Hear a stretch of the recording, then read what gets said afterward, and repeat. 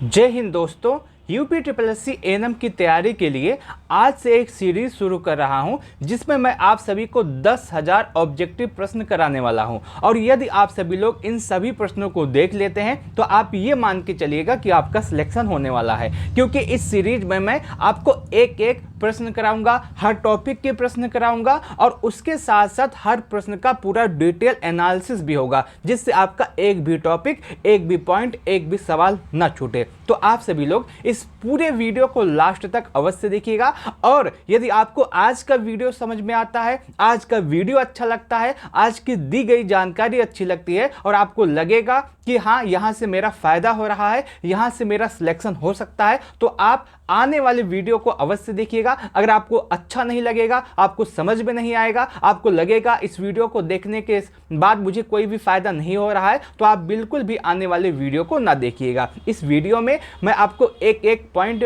Cover कराने का प्रयास करूंगा। पूरे 38 टॉपिक में कवर यहां से कराऊंगा। तो आप सभी लोग इस पूरे सीरीज को अवश्य देखिएगा। जितने भी मैं आपके सामने 10,000 प्रश्न लाने वाला हूं, आप इसको अवश्य देखिएगा। यदि आपको सिलेक्शन लेना है, यदि आपको अच्छा स्कोर करना है, तो आप सभी वीडियो को अवश्य देखिएगा। आज इस सीरीज का पहला दिन है, पहला वीडियो है और मैं इस पूरे वीडियो में आपको एक एक जानकारी बताने का प्रयास करूंगा। तो आप इस पूरे वीडियो को देखिएगा और जो मैं आपसे सवाल पूछूंगा आपको इसका जवाब देना है कमेंट सेक्शन के माध्यम से। आपका जवाब सही हुआ तो अच्छी बात है, नहीं सही हुआ कोई भी दिक्कत नहीं है। जो प्रश्न होगा उसका डिटेल में एनालिसिस भी करूंगा। तो आप सभी लोग इस पूरे वीडियो को लास्ट तक अवश्य देखिएगा। आपका जो पहला प्रश्न है, यहाँ से प्रश्न जो आपका शुरू होता है, आपका जो पहला प्रश्न है यहाँ से आपसे पूछ रहा है कि प्लेग को क्या कहा जाता है। आपका ऑप्शन है काली मौत, दूसरा ऑप्शन है अमेरिकी प्लेग, तीसरा ऑप्शन है KFD और चौथा ऑप्शन है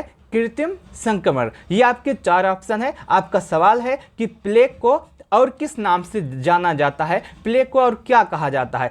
तो अगर आपको पता है तो आप कमेंट के माध्यम से बताइएगा, नहीं पता है तो कोई बात नहीं है। आज के बाद ये सवाल आपके दिमाग में सेव हो जाएगा, ये भूलेगा नहीं, ठीक है।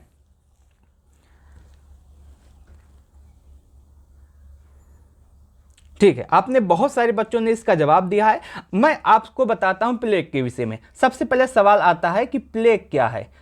प्लेग के विषय में बात करूं, अगर हम प्लेग के विषय में बात करें तो प्लेग किससे फैलता है, प्लेग का वेक्टर क्या है, तो चूहा से प्लेग फैलता है। आप एक बात यहां से जान के चलिएगा कि प्लेग किससे फैलता है, प्लेग का वेक्टर क्या है। अगर आपसे यह प्रश्न पूछा जाए तो आप बताएंगे चूहा है, चूहा से प्लेग फैलता है। और इसको क्या कहा जाता है, इसको काली मौत कहा जाता है। लेकिन सवाल ये आता है कि इसको काली मौत क्यों कहा जाता है। आपसे सवाल पूछेगा कि काली मौत कहा जाता है, किसको कहा जाता है, प्लेग को कहा जाता है। लेकिन हम ये जान गए कि इसको काली मौत क्यों कहा जाता है, तो आपसे ये सवाल कभी भी गलत नहीं होगा। क्यों कहा जाता है अब इसके विषय में समझते हैं। क्योंकि हमारा जो शरीर है, हमारा जो बॉडी है, बॉडी के अंदर RBC की कमी होने लगती है। किसकी कमी होने लगती है, RBC की कमी होने लगती है। RBC जब कभी भी हमारे शरीर से कम होगा तो क्या होगा, हमारा शरीर ब्लैक हो जाएगा, काला हो जाएगा। इसीलिए क्या होता है कि इसको काली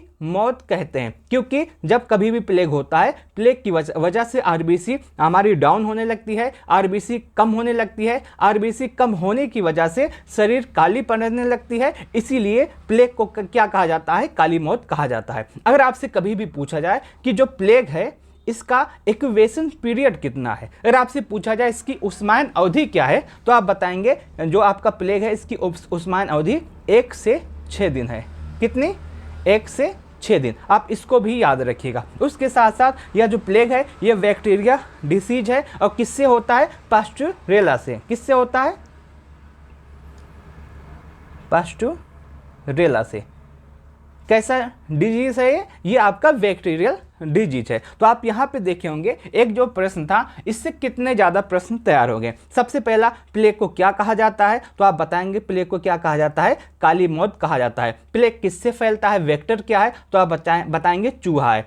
क्यों इसको काली मौत कहा जाता है? क्योंकि जब प्लेग होता है तो इसमें आरबीसी की संख्या कम होने लगती है, और जब आरबीसी कम होने लगता है तो शरीर काली पड़ जाती है। इंक्यूबेशन पीरियड कितना है? 1 से 6 दिन। किससे होता है? पास्चुरेला से होता है। यहाँ तक की सारी जानकारी आपको अच्छी लगी होगी। आपको पहला जो सवाल है, यहाँ से जितने भी सवाल बन सकते हैं आपने इसको देखा होगा। अब बात करते हैं इसकी और थोड़ी सी जानकारी के विषय में, जो कि प्रश्न के माध्यम से मैं आपको बताने वाला हूं।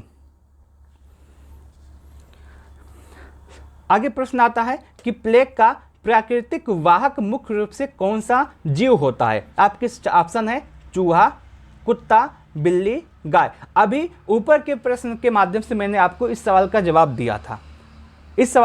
दिया था, आप इसको कमेंट के माध्यम से बताइए क्या है। अब हमारा सवाल है कि प्लेग का प्राकृतिक वाहक मुख्य रूप से कौन सा जीव है? तो इसका जो सही जवाब है वो क्या है? चूहा। क्या है? चूहा। आगे बात करते हैं, अगले प्रश्न की तरफ हम बढ़ते हैं। हमारा जो अगला सवाल है वो यहाँ पे ये है कि विश्व स्वास्थ्य संगठन WHO के अनुसार प्लेग किस श्रेणी का वायरस है, किस श्रेणी का बीमारी है? हमारा जो सवाल है, अगला सवाल है कि WHO के अनुसार प्लेग जो है वो किस श्रेणी का बीमारी है? आपके यहाँ पे ऑप्शन देख सकते हैं।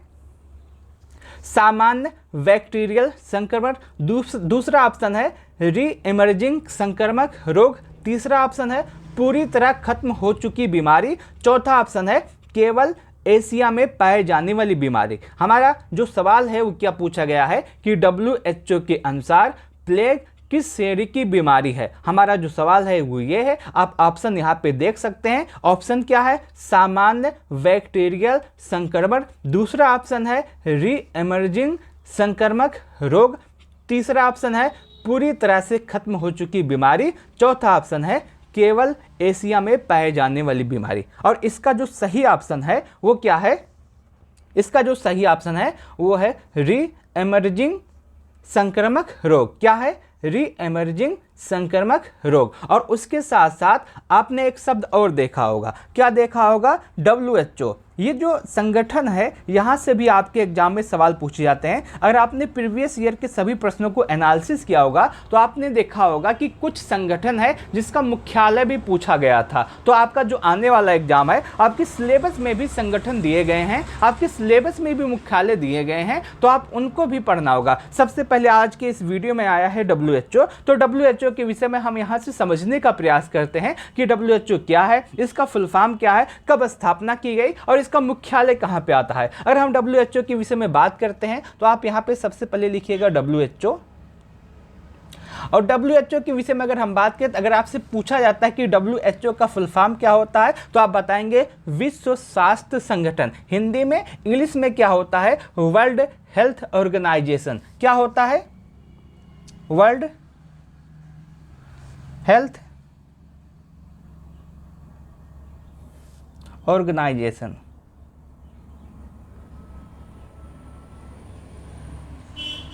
स्थापना कब हुई थी? अगर आपसे पूछा जाए WHO की स्थापना कब हुई थी, तो इसकी स्थापना हुई थी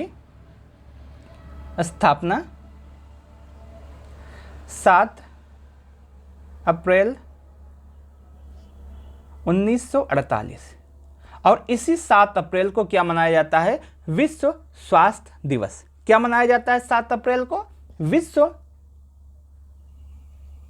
स्वास्थ्य दिवस।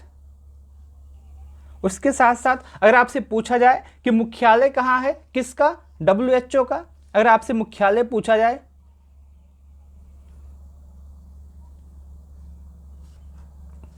तो यह है जिनेवा में। कहां पे है? जिनेवा में। आप एक बात याद रखिएगा, जब कभी भी कोई भी संगठन हो, अगर स्टार्टिंग में W है, लास्ट में O है, बीच में कुछ भी हो, इससे नहीं मतलब है। बीच में कोई भी नाम हो, आपको वो नहीं देखना है। अगर स्टार्टिंग में W है, बाद में वो है, तो आप ये मानिएगा कि उसका जो मुख्यालय है कहाँ पे होगा? जिनेवा में होगा। कभी भी आपसे सवाल पूछा जाए तो आप बिना किसी सोच के, बिना किसी डर के जिनेवा में आप उसको लगा दीजिएगा, जिनेवा में क्लिक कर दीजिएगा, आपका सवाल सही होगा, गलत नहीं हो सकता। कैसे? अगर आपसे स्टार्टिंग में W हो, लास्ट में O हो, अगर आपसे मुख्यालय पूछा जाता है तो आप जिनेवा लगा दीजिएगा। ठीक है। अगर आपसे पूछा जाए WHO के सदस्य देश कितने हैं, सदस्य देश, तो आप बताएंगे 194। कितने हैं, 194, 194। अगर आपसे पूछा जाए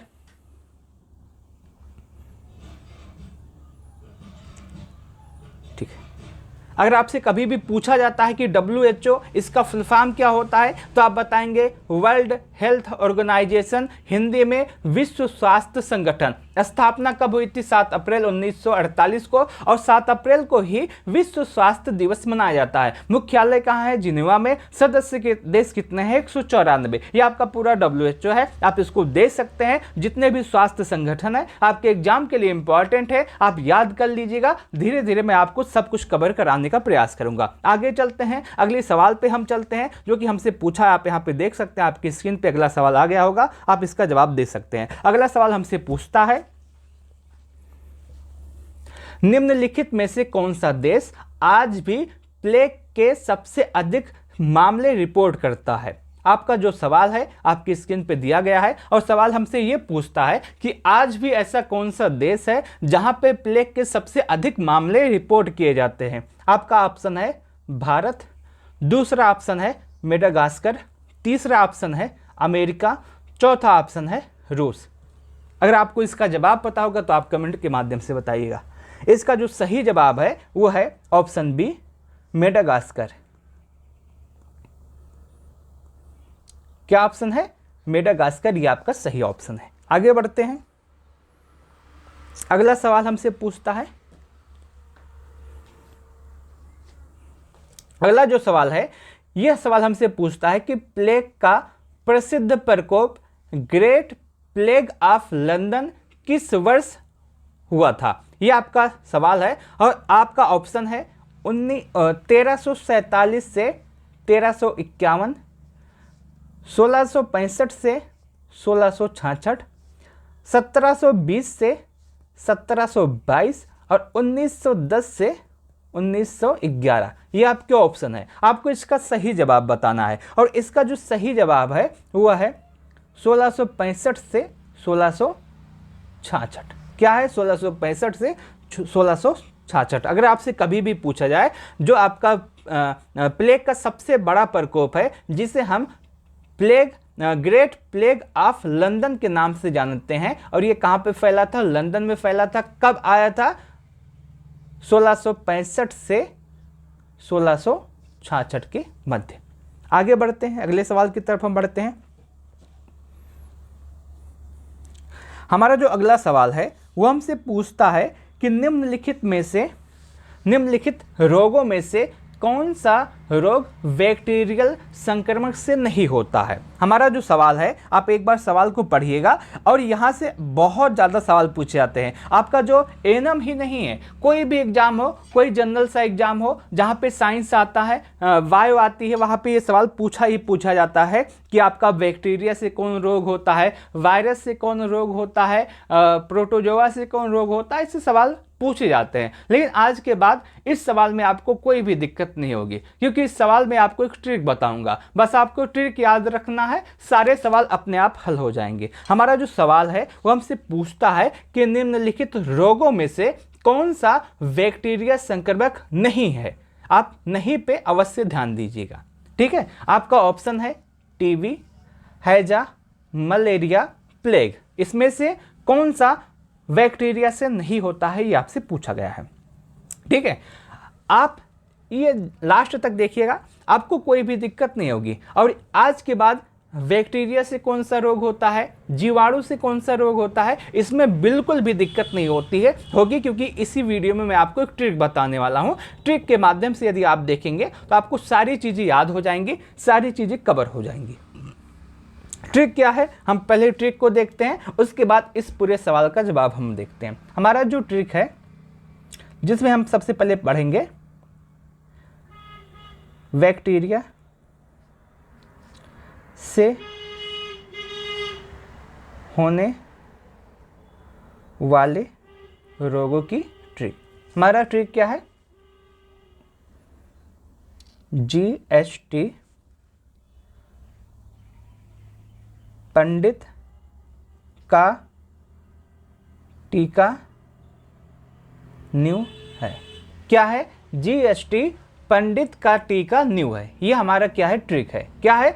जीएसटी पंडित का टीका न्यू है। ये हमारी पूरी ट्रिक है। अगर हम इसको एक्सप्लेन करें तो आप पूरी चीजें समझ सकते हैं। सबसे पहले जी से क्या होता है?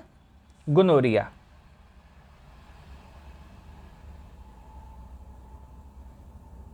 ठीक। एस टी क्या होता है? सिफिलिस। क्या होता है? सिफिलिस। टी से क्या होता है? टाइफाइड। ठीक। जीएसटी से आपने समझ लिया क्या होता है। जी से गोनोरिया, एस से सिफिलिस, टी से टाइफाइड। उसके बाद आता है पा से होता है प्लेग।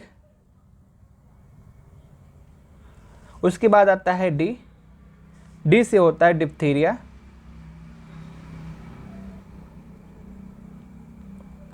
उसके बाद आता है ता से होता है टीबी, तपेदिक जिसे हम कहते हैं। ठीक। उसके बाद आता है टी से होता है टिटनेस। उसके बाद आता है का से होता है कुष्ठ रोग। उसके बाद आता है न्यू से होता है निमोनिया। उसके बाद आता है से होता है हैजा।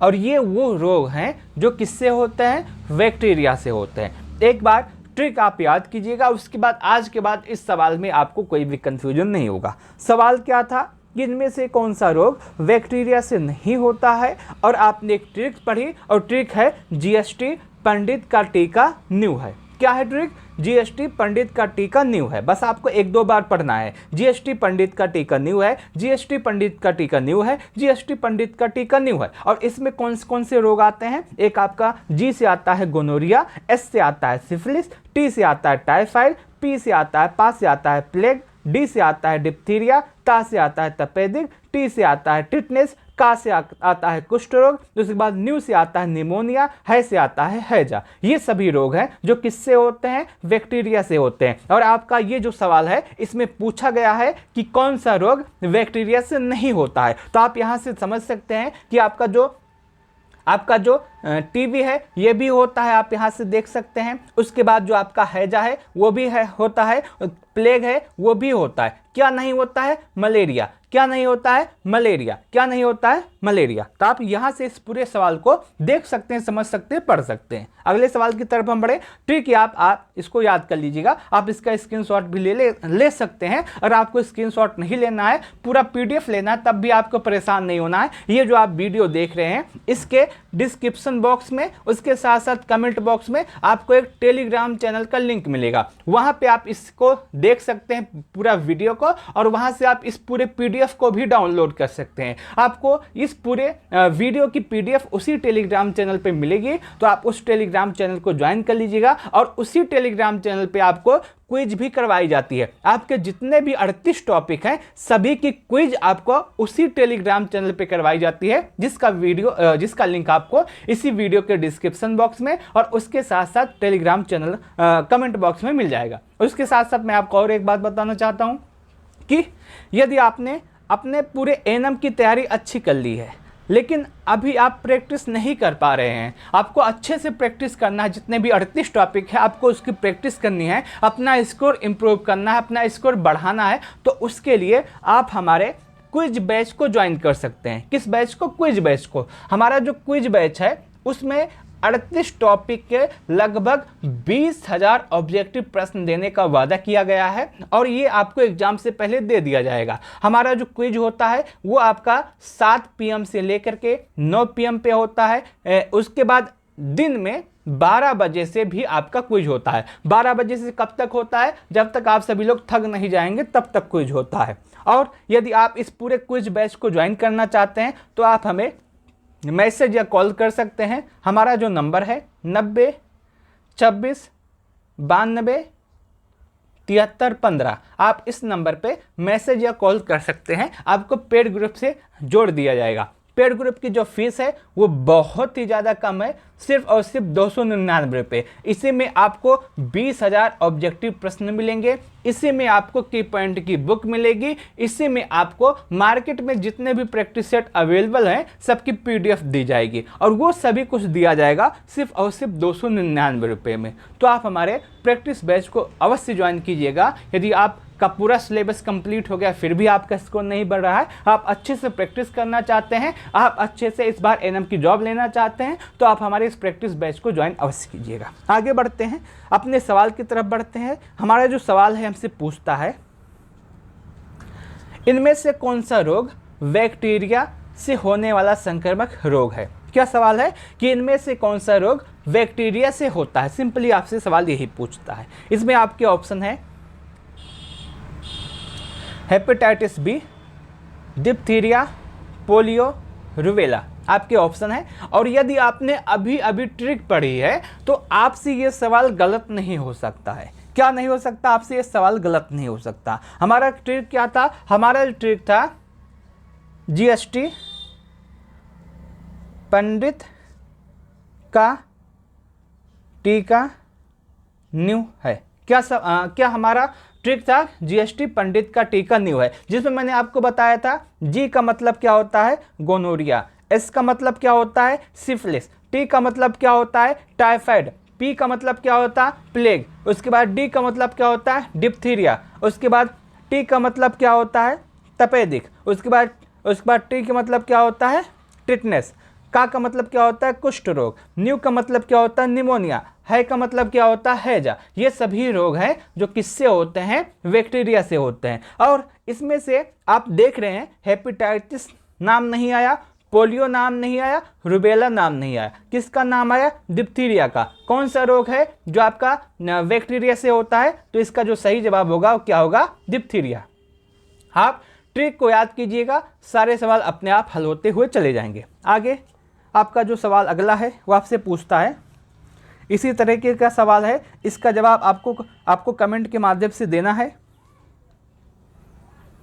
निम्नलिखित में से कौन सा रोग बैक्टीरिया के कारण नहीं होता है? आपको नहीं पे विशेष ध्यान देना है।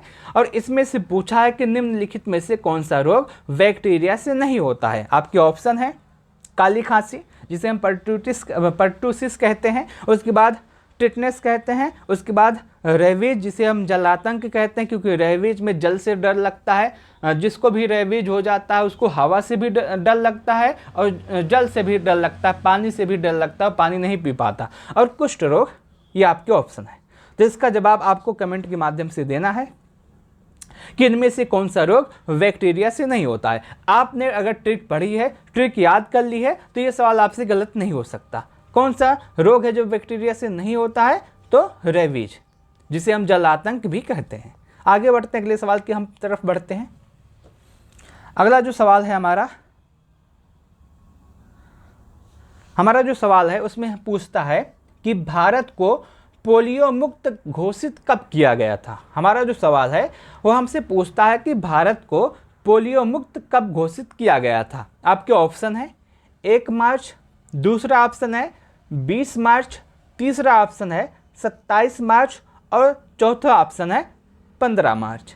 ये आपके ऑप्शन है, आप इसका जवाब दीजिएगा। ये जो सवाल है सभी को पता है, लेकिन मैं आपको बता दूं कि आज के बाद आपको पोलियो में कोई भी दिक्कत नहीं होगी। जितने भी इंपॉर्टेंट पॉइंट हो सकते हैं जो 1 मिनट में बताए जा सकते हैं, वह मैं सब कुछ बताने का प्रयास यहाँ पे करूँगा। सबसे पहले हम पोलियो की बात करते हैं। पोलियो क्या है, यहाँ से शुरू करते हैं और लास्ट तक पूरा पोलियो को ख़त्म करते हैं, जिसके बाद पोलियो का एक भी सवाल आपसे गलत नहीं होगा।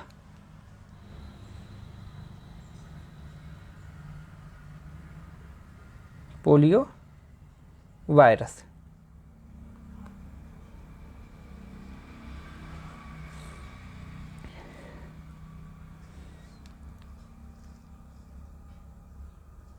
आपका जो सवाल है वो इसमें पूछा है कि भारत को पोलियो मुक्त घोषित कब किया गया था। सबसे पहले हम इसी सवाल से शुरू करते हैं। भारत को पोलियो मुक्त घोषित कब किया गया था? 27 मार्च 2014। कब?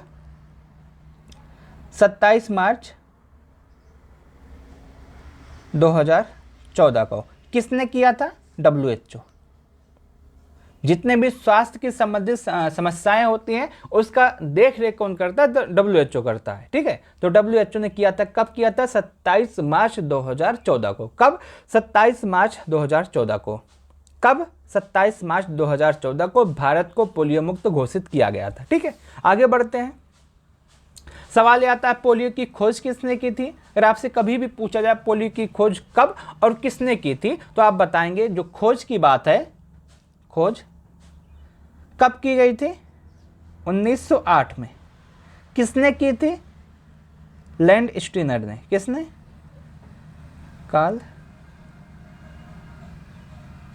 Land Steiner. कब की थी? 1908 में। दूसरा सवाल आपसे पूछा जा सकता है कि वैक्सीन की खोज किसने की थी? वैक्सीन की खोज, तो इसके दो वैक्सीन उपलब्ध हैं मार्केट में। एक आपका IPV है, एक आपका OPV है।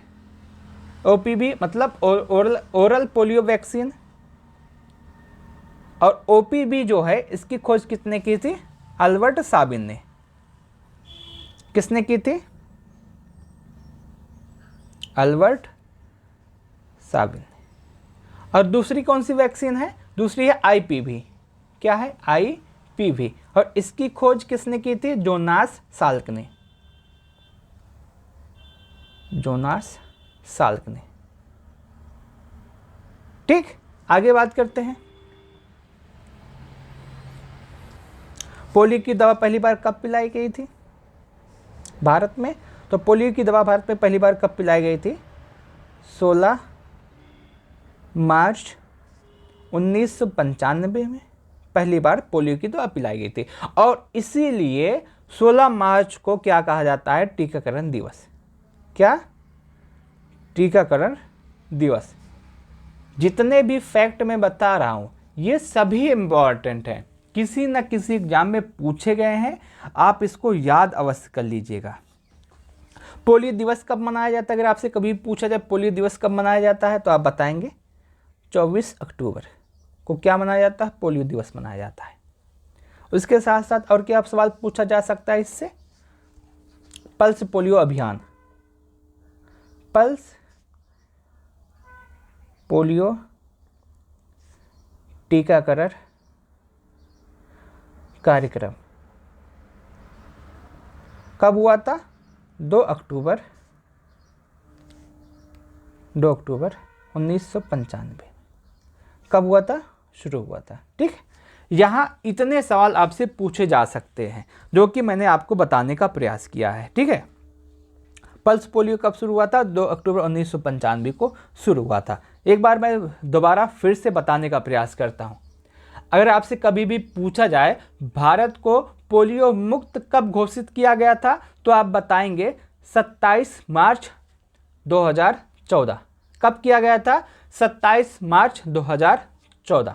उसके बाद अगर आपसे कभी भी पूछा जाए पोलियो की खोज किसने की और कब की, दोनों का जो दोनों सवाल है उसका जवाब है। अगर आपसे पूछा जाए कब की गई थी तो आप बताएंगे 1908 में। अगर आपसे पूछा जाए खोज किसने की थी तो आप बताएंगे लैंड स्टीनर ने। उसके साथ साथ पोलियो की जब बात आती है तो वैक्सीन की भी बात आती है। पोलियो के लिए 2 वैक्सीन उपलब्ध हैं, एक आपका OPV जिसे हम ओरल पोलियो वैक्सीन कहते हैं, इसकी खोज अल्बर्ट साबिन ने की थी। दूसरा आपका IPV आता है जिसकी खोज जोनास साल्क ने की थी। उसके बाद अगला जो सवाल आता है कि 16 मार्च 1995 को क्या हुआ था? यह पहली बार पोलियो का टीका पिलाया गया था और इसीलिए 16 मार्च को ही क्या मनाया जाता है? टीकाकरण दिवस मनाया जाता है। पोलियो दिवस कब मनाया जाता है? 24 अक्टूबर को मनाया जाता है। पल्स पोलियो टीकाकरण कार्यक्रम कब शुरू हुआ था? 2 अक्टूबर 1995 को शुरू हुआ था। यहाँ से पोलियो की जितने भी सवाल बन सकते हैं, इंपॉर्टेंट है, जो बताया जा सकता है, मैंने आपको कवर कराने का प्रयास किया है, तो आप इसको अवश्य देखिएगा। और उसके साथ साथ मैं आपको बता दूं, यदि आपको वीडियो अच्छा लग रहा है, अगर आपको लग रहा है कि इस वीडियो के माध्यम से सारे जो हमारे सवाल हैं उसका जवाब मिल सकता है, हमको फ़ायदा हो सकता है, हमारे एग्जाम में फ़ायदा हो सकता है। तो आप हमारे चैनल को सब्सक्राइब अवश्य कीजिएगा। इस वीडियो के डिस्क्रिप्शन बॉक्स में आपको हमारे टेलीग्राम चैनल का लिंक मिलेगा, आप उसको भी ज्वाइन कर लीजिएगा, क्योंकि उस टेलीग्राम चैनल पे क्विज भी करवाई जाती है जो कि इम्पॉर्टेंट है, आवश्यक है। आप उस क्विज को भी ज्वाइन कर सकते हैं और उसके साथ साथ वहाँ पे आपको PDF भी दिए जाते हैं, तो आप उसका भी उपयोग ले सकते हैं। आगे बात करें, रेबीज दिवस कब मनाया जाता है। हमारा जो अगला सवाल है वो है विश्व रेबीज दिवस कब मनाया जाता है। आपने देखा होगा, अगर आपने 2022 वाले एग्जाम को एनालिसिस किया होगा, एनएम 2022 वाले, उसमें एक दिवस पूछा गया था। लेकिन आपको परेशान नहीं होना है, आज के इस वीडियो में मेडिकल से संबंधित जितने भी दिवस हैं सभी कुछ कवर करवाने का प्रयास करूंगा। यहाँ पे अगर आप देखें तो मैंने सभी दिवस, रेबीज, एड्स, टीबी, कुष्ठ रोग, कैंसर दिवस, मलेरिया दिवस, सब कुछ एक साथ ले आया है जो कि आपके लिए इम्पॉर्टेंट है। और यदि आप इस वीडियो को देखते तो आपको फ़ायदा ज़रूर होगा। हमारा जो सवाल है बहुत ही सिंपल है। सवाल में पूछा गया है विश्व रेबीज दिवस कब मनाया जाता है। सवाल क्या है, विश्व रेबीज दिवस कब मनाया जाता है। आपके ऑप्शन है 28 सितंबर, दूसरा ऑप्शन है 1 दिसंबर, तीसरा ऑप्शन है 7 अप्रैल और चौथा ऑप्शन है 2 मई। और इसका जो सही जवाब होगा, रेबीज दिवस कब मनाया जाता है, तो आप बताएंगे 28 सितंबर को। ठीक, 28 सितंबर को। लेकिन ये इंपॉर्टेंट है, ये तो पता है, लेकिन इसके साथ साथ बहुत सारे दिवस हैं जो बीमारियों से संबंधित हैं, जो भी हमारे एग्जाम में पूछे जाते हैं। आपने 2022 का एग्जाम एनालिसिस किया होगा, वहां पर भी एक दिवस पूछे गए थे। और आपका जो आने वाला एग्जाम है एएनएम का 5272, इसमें भी एक दिवस पूछा जाएगा, आप लिख के ले लीजिए। अगर आप उसका जवाब देना चाहते हैं तो आप यहाँ से जितने भी दिवस है आप उसको याद कर लीजिएगा, अपनी कॉपी पे लिख लीजिएगा। अगर आपको लिखना नहीं है, PDF चाहिए, PDF टेलीग्राम चैनल पे मिलेगा, जिसका लिंक आपको डिस्क्रिप्शन बॉक्स में मिल जाएगा। हमारा जो यहाँ से दिवस वाला कार्यक्रम है हम इसको देख लेते हैं, कवर कर लेते हैं। सबसे पहले आपका जो दिवस आता है वो रेबीज दिवस आता है। मैंने आपको बता दिया रेबीज दिवस कब मनाया जाता है, 28 सितंबर को मनाया जाता है। दूसरा आता है विश्व एड्स दिवस कब आता है, 1 दिसंबर को। कब आता है, 1 दिसंबर को। उसके बाद आपसे पूछा जा सकता है विश्व टीबी दिवस। अगर आपसे कभी भी पूछा जाए विश्व टीबी दिवस तो आप बताएंगे 24 मार्च। कब, 24 मार्च। अगर आपसे पूछा जाए विश्व कुष्ठ रोग दिवस, क्या, विश्व कुष्ठ रोग दिवस अगर आपसे पूछा जाए तो कब मनाया जाता है, जनवरी का आखिरी रविवार। जनवरी का जो भी आखिरी रविवार होता है उसके लिए कुष्ठ रोग दिवस मनाया जाता है। विश्व कैंसर दिवस सबको पता है, 4 फरवरी। उसके बाद विश्व मलेरिया दिवस 25 अप्रैल। कब, 25 अप्रैल, मलेरिया दिवस 25 अप्रैल। उसके बाद विश्व हेपेटाइटिस दिवस 28 जुलाई। हेपेटाइटिस दिवस कब मनाया जाता है, 28 जुलाई को। उसके बाद आता है विश्व हृदय दिवस। अगर आपसे पूछा जाए विश्व हृदय दिवस कब मनाया जाता है, 29 सितंबर। अभी मैंने आपको बताया था 28 सितंबर को क्या मनाया जाता है, आप इसका जवाब कमेंट में बताइएगा। मैंने आपको अभी बताया है कि 28 सितंबर को कौन सा दिवस मनाया जाता है। अभी आ गया 29 सितंबर। 29 सितंबर को विश्व हृदय दिवस मनाया जाता है, लेकिन 28 सितंबर को क्या मनाया जाता है, आप इसका जवाब कमेंट में बताइएगा। विश्व मधुमेह दिवस, अगर आपसे पूछा जाए विश्व मधुमेह दिवस, जो कि आता है 14 नवंबर। उसके बाद आता है विश्व अस्थमा दिवस, मई का पहला मंगलवार, जो कि आपका मई का पहला मंगलवार होता है, उसमें क्या मनाया जाता है, विश्व अस्थमा दिवस।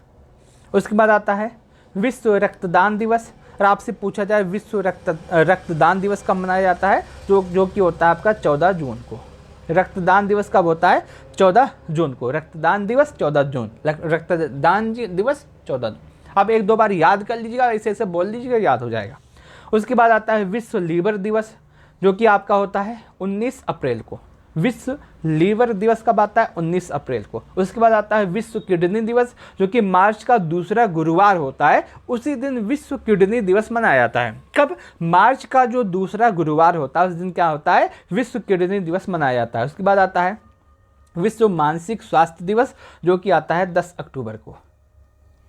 क्या होता है, 10 अक्टूबर को विश्व मानसिक स्वास्थ्य दिवस मनाया जाता है। उसके बाद आता है विश्व अल्जाइमर दिवस, जो कि आपका होता है 21 सितंबर को।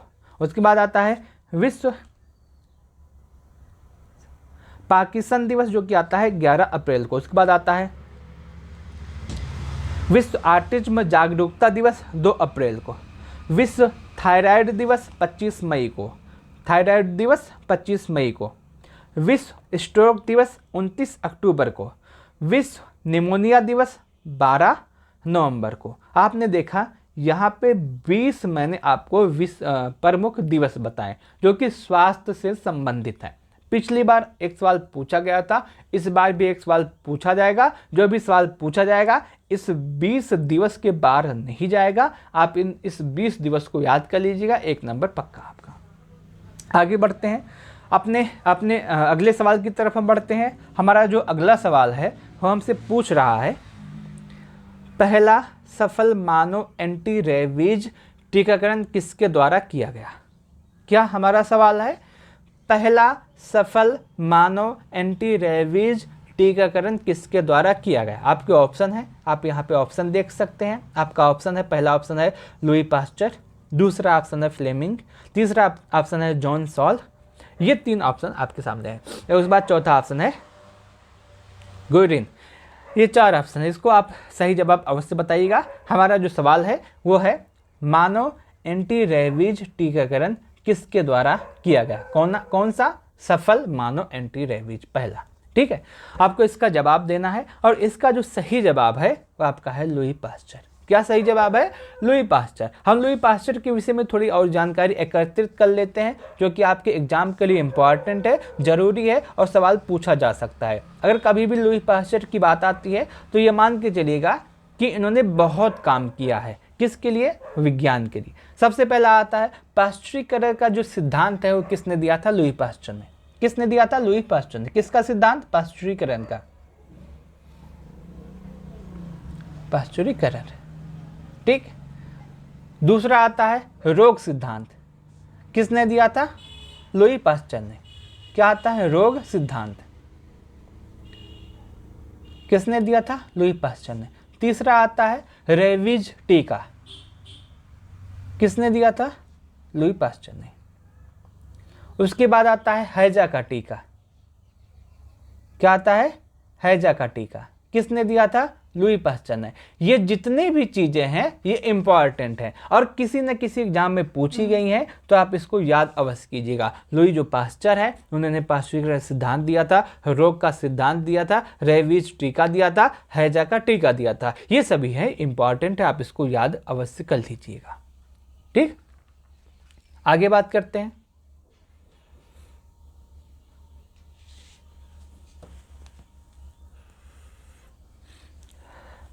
अगला जो सवाल है वो हमसे पूछता है कि इनमें से कौन सा चरण मलेरिया के सभी चरणों में शामिल नहीं है।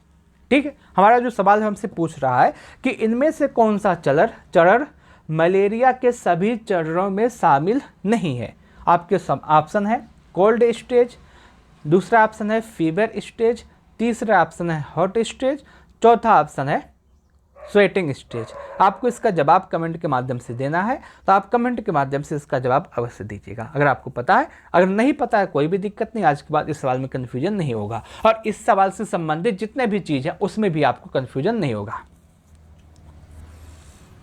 ठीक है, हम इसको अगर थोड़ा सा एनालिसिस करें।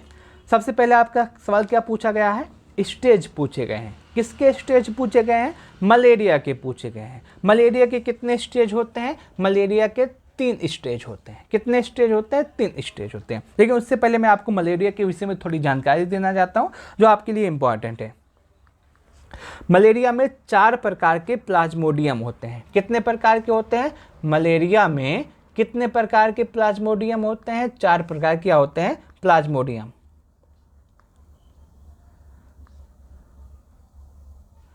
मलेरिया में कितने प्रकार के प्लाज्मोडियम होते हैं, 4 प्रकार के।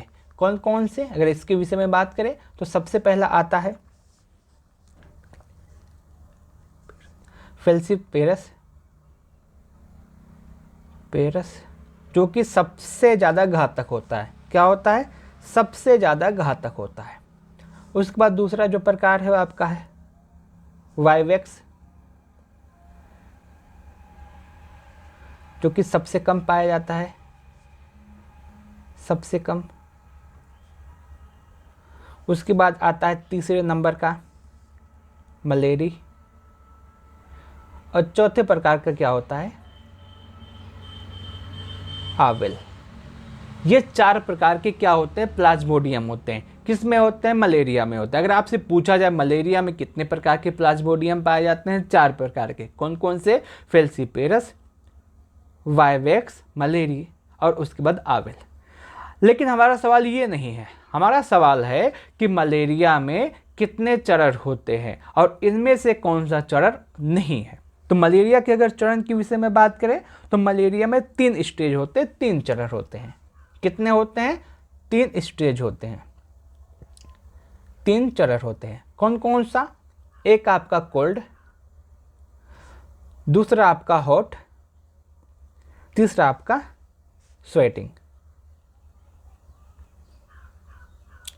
ये 3 स्टेज होते हैं। अगर आपसे पूछा जाए मलेरिया में कितने स्टेज होते हैं तो आप बताएंगे 3 स्टेज होते हैं। कौन कौन सा, कोल्ड, हॉट, स्वेटिंग। हमारे ऑप्शन में एक दिया गया फीवर स्टेज।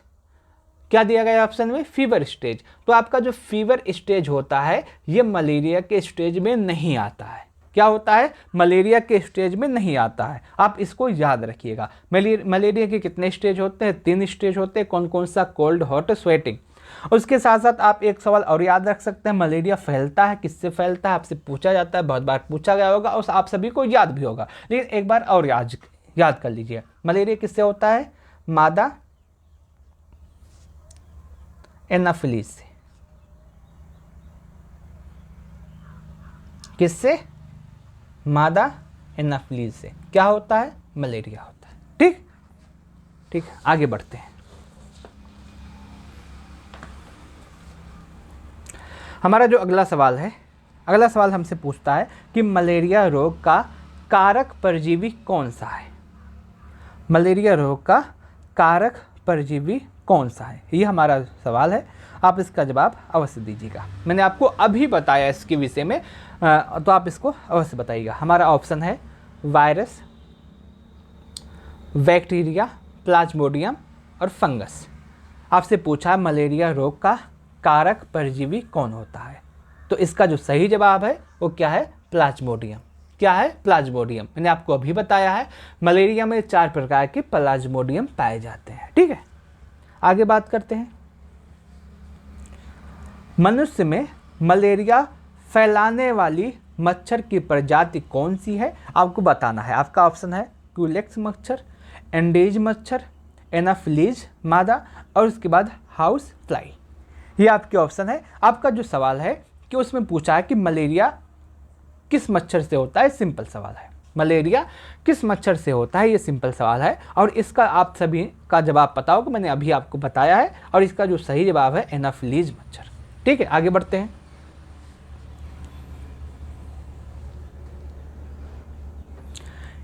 अगला जो सवाल है इसके विषय मैंने आपको अभी बताया है। इसमें हमसे पूछता है कि निम्नलिखित में से कौन सा प्लाज्मोडियम प्रजाति मनुष्य में सबसे घातक मलेरिया पैदा करती है। हमसे पूछता है कि निम्नलिखित में से कौन सा प्लाज्मोडियम प्रजाति मनुष्य में सबसे घातक मलेरिया पैदा करता है। मैंने आपको अभी बताया था मलेरिया के 4 प्रजाति होती हैं, प्लाज्मोडियम होते हैं। मलेरिया में 4 प्रकार के प्लाज्मोडियम होते हैं। कौन कौन से, आपका फेल्सीपेरस जो कि सबसे ज़्यादा घातक होता है, वाइवेक्स जो कि कम पाया जाता है, मलेरी, आवेल, ये 4 प्रजाति होते हैं। तो मैंने आपको क्या बताया, जो आपका फेल्सीपेरस है ये आपका सबसे ज़्यादा घातक है। क्या है, सबसे ज़्यादा घातक है। कौन सा प्लाज्मोडियम, फेल्सीपेरस जो कि आपका सबसे ज़्यादा घातक होता है। किसके लिए प्लाज्मोडियम है, मलेरिया के लिए। आगे बात करते हैं।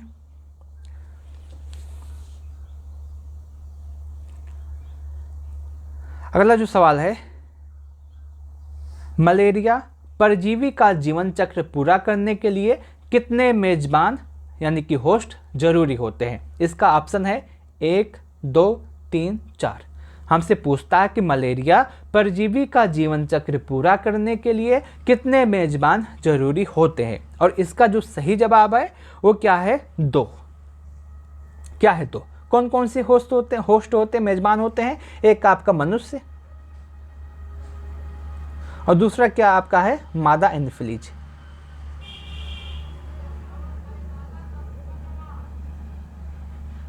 क्योंकि मादा एनोफिलीज से किसमें होता है? मनुष्य में, उसके बाद नहीं फैलता। ठीक है, तो होस्ट कितने होते हैं? 2।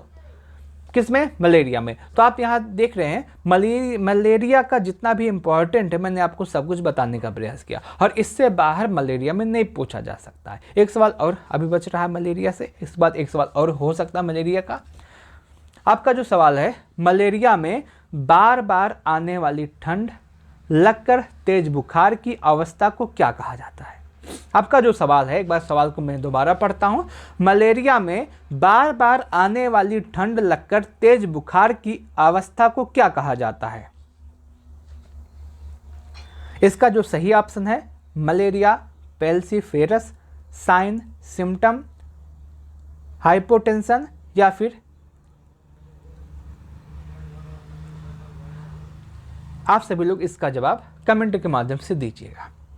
और इसका जो सही जवाब है वो क्या है? मलेरिया पेल्सीफेर।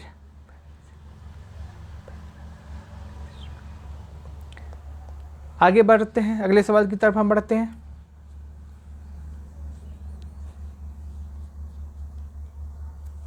हमारा जो अगला सवाल है ये पूछता है कि मलेरिया की जांच के लिए सबसे विश्वसनीय और सबसे आम विधि कौन सी है? क्या है? मलेरिया की जांच के लिए सबसे विश्वसनीय और सबसे आम विधि कौन सी है? आपका ऑप्शन है सीवीसी, दूसरा ऑप्शन है आपका प्रदेय ब्लड सिमियर, तीसरा ऑप्शन है आपका यूरिन टेस्ट, चौथा ऑप्शन है एक्सरे। आपको इसका सही जवाब देना है, और इसका जो आपको पता होगा, एक्सरे मलेरिया के काम में क्या ही आएगा, यूरिन टेस्ट मलेरिया के काम में क्या ही आएगा, और इसका जो सही जवाब है वो क्या है? ऑप्शन नंबर बी, जिसको हम मलेरिया पैरासाइट टेस्ट भी कहते हैं। क्या कहते हैं? Malaria parasite test. इसका जो सही जवाब है ये आपका ये है। आगे बात करते हैं, प्लाज्मोडियम का यौन प्रजनन कहाँ होता है? अगला सवाल है, प्लाज्मोडियम का यौन प्रजनन कहाँ होता है? मनुष्य के लीवर में पहला ऑप्शन, मनुष्य के आरबीसी में दूसरा ऑप्शन, मादा एनोफिलीज मच्छर के पेट में, और आपका चौथा ऑप्शन है मच्छर के लार ग्रंथि में। आपको इसका सही जवाब देना है, और इसका जो सही जवाब है, प्लाज्मोडियम का यौन प्रजनन कहाँ होता है? मादा एनोफिलीज मच्छर के पेट में। आगे बढ़ते हैं, भारत में सबसे अधिक मलेरिया के मामले किस राज्य में पाए जाते हैं? भारत में सबसे अधिक मलेरिया के मामले किस राज्य में पाए जाते हैं? आपका ऑप्शन है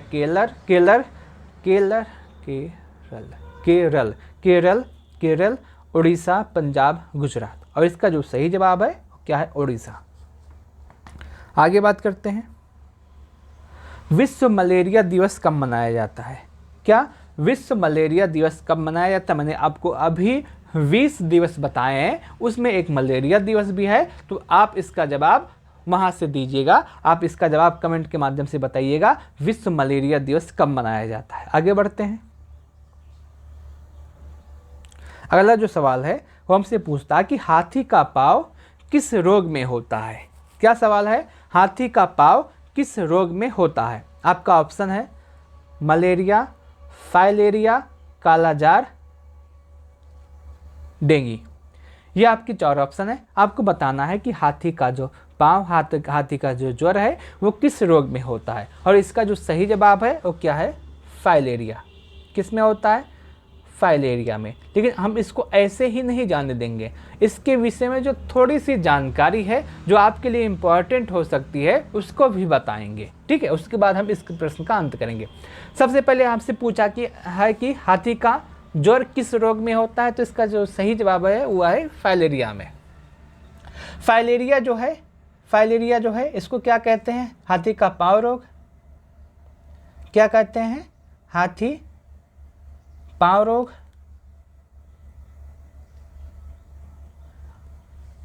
और ये किसको प्रभावित करता है? जो फाइलेरिया है ये किसको प्रभावित करता है? लिम्फ नोड को।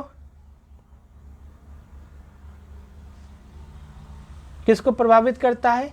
लिम्फ नोड को प्रभावित करता है। और उसके साथ साथ ये किस मच्छर के काटने से होता है? ये बहुत बार पूछा गया है। फाइलेरिया किस मच्छर के काटने से होता है? और इसका जो सही जवाब है ये आपका क्यूलेक्स है।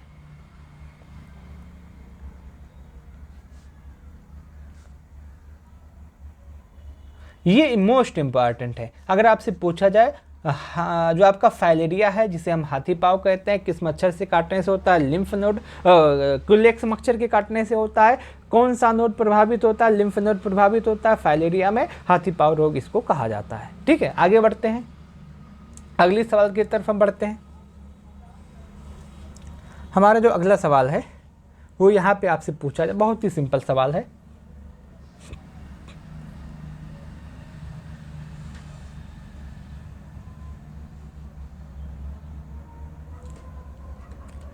हमारा जो सवाल है इसमें पूछा है फाइलेरिया रोग का प्रमुख मुख्य कारक परजीवी कौन सा है। हमारा जो सवाल है इसमें पूछा है कि फाइलेरिया रोग का मुख्य कारक परजीवी कौन सा है। आपके ऑप्शन है प्लाज्मोडियम, उसके बाद आपका है बुचेरिया,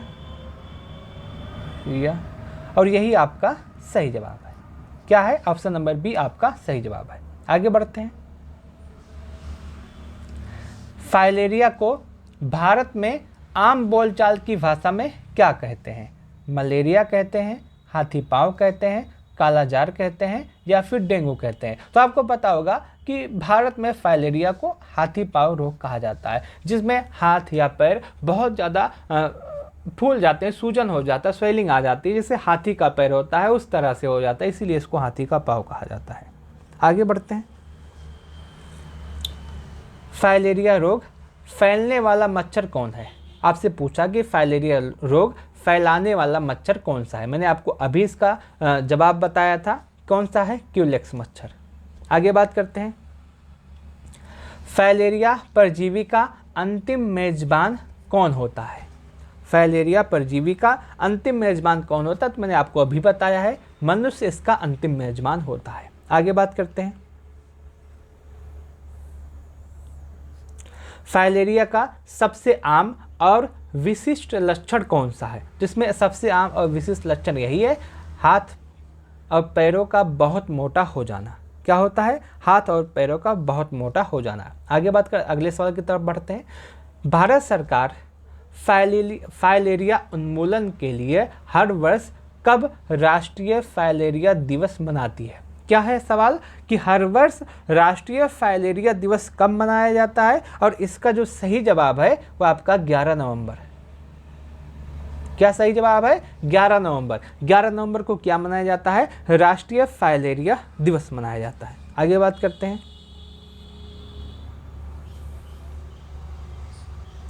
फाइलेरिया परजीवी मुख्य रूप से शरीर के किस अंग में रहता है? यह हमारा जो अगला सवाल है वो क्या है? फाइलेरिया परजीवी मुख्य रूप से शरीर के किस अंग में रहता है? मैंने आपको अभी बताया था इसका जो सही जवाब क्या है? Lymph node. मैंने आपको बताया था अभी ऊपर कि फाइलेरिया किसको प्रभावित करता है? लिम्फ नोड को प्रभावित करता है। तो इसका जो सही जवाब होगा वो लिम्फ नोड्स होगा। आगे बात करते हैं।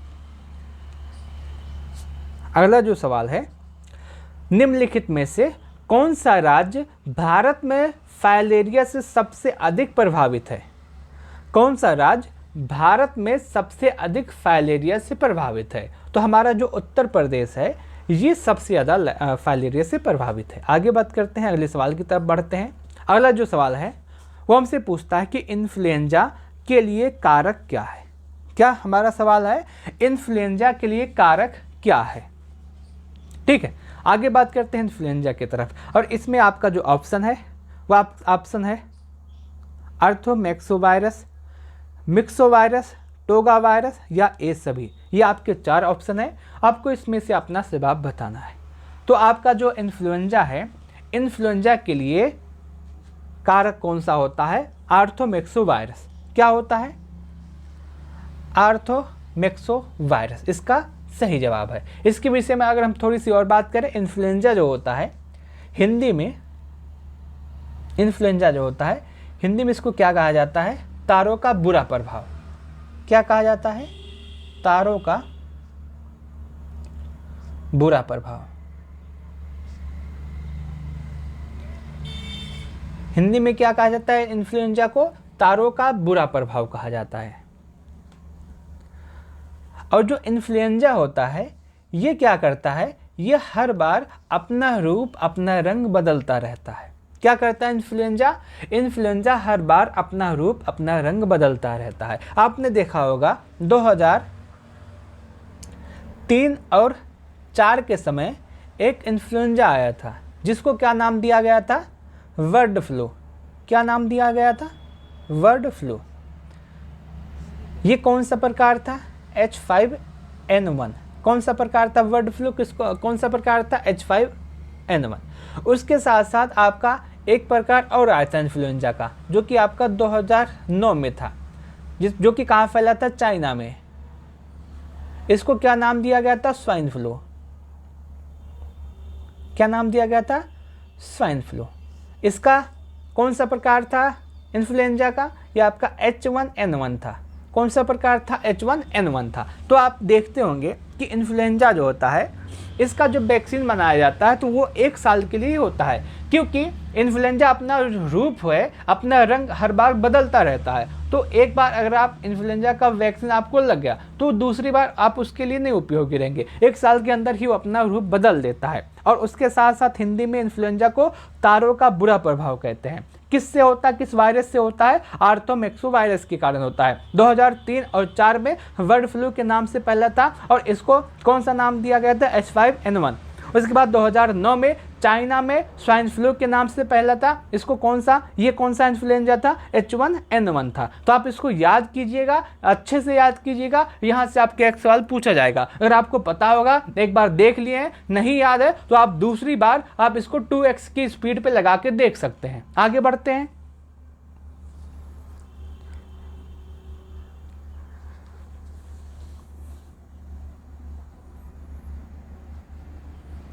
इन्फ्लुएंजा वायरस किस परजीवी से संबंधित है? मैंने आपको अभी बताया इन्फ्लुएंजा वायरस किस परजीवी से संबंधित है? आर्थोमेक्सोवायरस। इसका सही जवाब क्या होगा? आर्थोमेक्सोवायरस। मैंने आपको अभी बताया। आगे बढ़ते हैं।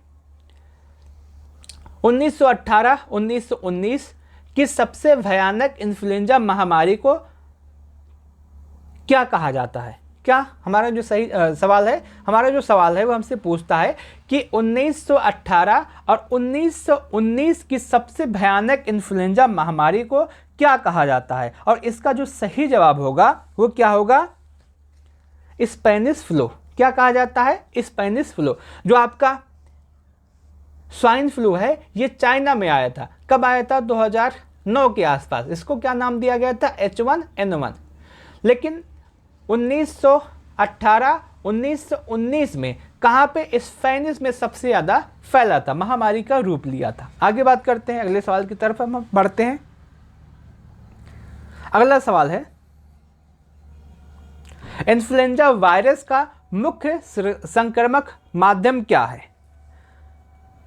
आपका ऑप्शन है मच्छर का काटना, हवा में मौजूद ड्रॉपलेट नाभिक, दूषित पानी या यौन संक्रमण। और इसका जो सही जवाब है ये हवा में मौजूद ड्रॉपलेट नाभिक। क्योंकि जब बर्ड फ्लू आया था तो आपने देखा होगा, या स्वाइन फ्लू आया था, जैसे सभी लोग कोरोना के समय में नहीं मास्क पहनते थे, तो बर्ड फ्लू के समय जो बाहर विदेश में था, चाइना 2009 में आपने देखा होगा, मैंने आपको बताया चाइना में आया था स्वाइन फ्लू, तो तब वहाँ पे मास्क की व्यवस्था हो गई थी, मास्क वहाँ पे पहनने लगे थे। क्योंकि ये जो वायरस होता है इन्फ्लुएंजा, ये आपका ड्रॉपलेट के माध्यम से फैलता है। जैसे मैं अभी बोल रहा हूँ तो जब बोलते समय या खांसते समय या छींकते समय मुँह से कुछ बूंदें निकलती हैं, वो जो हल्की बूंदें होती हैं वो तो हवा में रह जाती है, जो भारी बूंदें हो तो ज़मीन पर आ जाती है, लेकिन जो हल्की बूंदें होती है, बहुत महीन बूंदें होती है, वो हवा में रुकी रहती है, और रुकी रहती है। अगर कोई व्यक्ति इसके संपर्क में आ जाता है तो ये बीमारी हो जाती है। आगे बात करते हैं।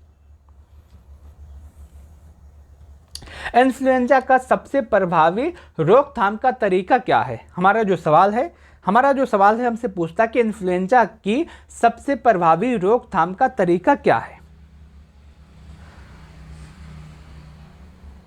तो इसका जो सही जवाब होगा क्या होगा? हर साल इन्फ्लुएंजा वैक्सीन लगवाना।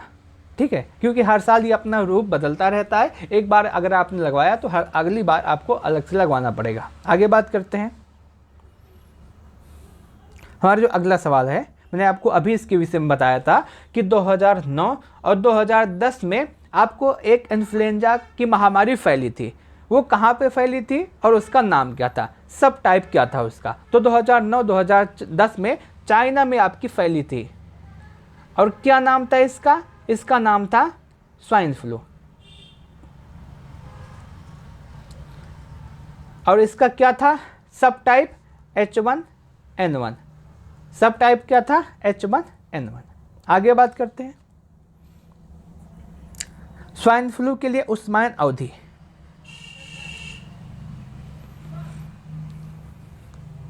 आपका अगला सवाल है स्वाइन फ्लू के लिए उस्मायन अवधि। मैं अभी इसी वीडियो में लास्ट में उस्मायन अवधि कंप्लीट कराऊंगा। मैं आपको रोग बता दूंगा और उसकी उस्मायन अवधि एक साथ लिख दूंगा। कम से कम 20 रोग और उसकी उस्मायन अवधि एक साथ। ठीक है। आपका अगला सवाल है हेपेटाइटिस ए ... के कारण होता है। हेपेटाइटिस ए ... के कारण होता है। किसके कारण होता है? मच्छर के काटने से, जीवाणु से होता है, विषाणु से होता है, या फिर प्रोटोजोआ से होता है। सबसे पहले हम हेपेटाइटिस को समझते हैं। हेपेटाइटिस की अगर हम बात करें, आज के बाद आप हेपेटाइटिस कभी नहीं बोलेंगे। हेपेटाइटिस की अगर हम बात करें,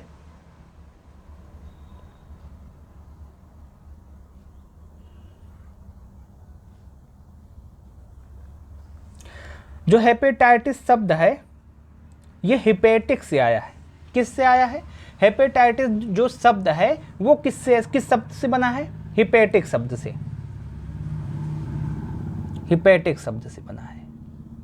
ठीक, हेपेटाइटिस शब्द किस शब्द से बना है? हिपेटिक शब्द से बना है। अब जब हिपेटिक शब्द से बना है तो हिपेटिक का भी कुछ मतलब होता होगा, कुछ अर्थ होता होगा। तो हिपेटिक जो है, जो ये लीवर की सेल होती है, लीवर की जो कोशिका होती हैं, वो उसको क्या कहा जाता है? हिपेटिक। क्या आता है? हिपेटिक। तो आप यहां से समझे होंगे जो हेपेटाइटिस है वो किस शब्द से बना है? हिपेटिक शब्द से बना है। हिपेटिक क्या है? लीवर की जो सेल है वही आपका हिपेटिक होती है। तो अगर आपसे कभी भी पूछा जाए या कभी भी शब्द आए हिपेटिक या हिपेटिस या हिपेटाइटिस, तो आप क्या समझेंगे कि ये लीवर से संबंधित है। किससे संबंधित है? लीवर से संबंधित है। किससे संबंधित है? हिपेटाइटिस लीवर से संबंधित है। और उसके साथ साथ एक शब्द और है, हेप्टोलॉजी। क्या शब्द है? हेप्टोलॉजी। आप इसको याद अवश्य कीजिएगा। हेप्टोलॉजी। हेप्टोलॉजी क्या है? लीवर का अध्ययन। लीवर का अध्ययन। हेप्टोलॉजी क्या है? लीवर का अध्ययन। और लीवर को क्या कहते हैं? लीवर को ही क्या कहते हैं?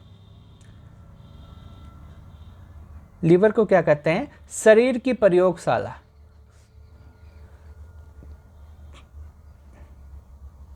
क्या कहते हैं? लीवर को शरीर की प्रयोगशाला। तो आप यहाँ पे समझे होंगे जो आपका हेपेटाइटिस है वो हिपेटिक शब्द से बना है। और हिपेटिक शब्द क्या है? लीवर की जो सेल होती है उसको हिपेटिक कहा जाता है। हिप्टोलॉजी लीवर का अध्ययन होता है। मैंने आपको बताया कहीं भी आप हेपेटाइटिस, हिपेटिक, हिप्टोलॉजी कहीं भी सुने तो आप उसका संबंध सीधे लीवर से जोड़ लीजिएगा। किसमें, किसके लिए बात हो रही है? लीवर की बात हो रही है। और जो आपका हेपेटाइटिस ए है वो किसको प्रभावित करता है? लीवर को प्रभावित करता है। तो आप कहीं भी हेपेटाइटिस शब्द देखें या हेपेटिक शब्द देखें या आपका हेप्टोलॉजी देखें तो आप उसका संबंध किससे निकालिएगा? लीवर से निकालिएगा। किसकी बात हो रही है? लीवर की बात हो रही है। उसके साथ साथ हेप्टोलॉजी एक शब्द आया। हेप्टोलॉजी क्या है? लीवर का अध्ययन है। लीवर शरीर की क्या है? प्रयोगशाला है। किसको शरीर की प्रयोगशाला कहा जाता है? लीवर को कहा जाता है।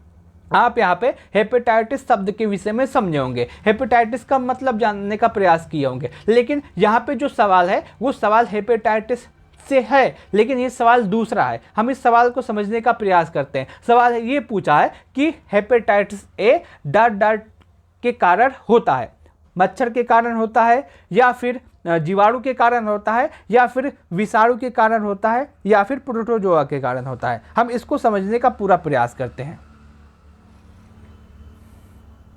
तो हेपेटाइटिस ए किसके कारण होता है? विषाणु के कारण। किसके कारण होता है? विषाणु के कारण। जैसे मैंने आपको अभी बताया था एक ट्रिक, और यहाँ पर भी मैं आपको एक ट्रिक बताने का प्रयास करता हूँ जिससे आप सभी लोग कभी भी विषाणु से होने वाले रोगों को गलत ना करें। एक ट्रिक याद कर लीजिएगा, विषाणु से होने वाले जितने भी रोग हैं आप उसी में याद कर ले जाएंगे। कौन सा ट्रिक है? हम ट्रिक को समझते हैं। ट्रिक क्या है? रेखा हमें हिट करके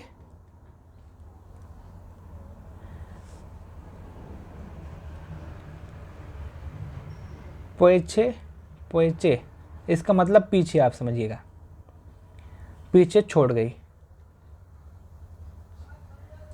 ट्रिक क्या है?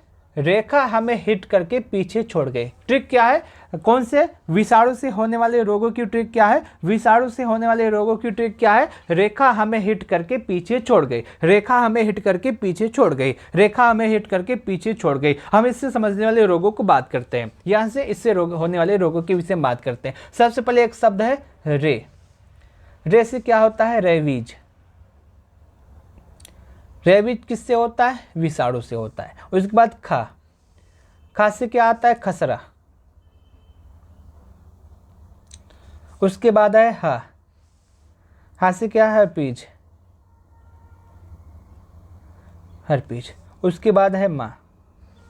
माँ से क्या आता है? मेनिंजाइटिस। मेनिंजाइटिस। जाइटिस। उसके बाद आपका आता है हा। हा से क्या होता है? हेपेटाइटिस। और जो आपका सवाल है वो हेपेटाइटिस से ही है। उसके बाद आपका क्या आता है?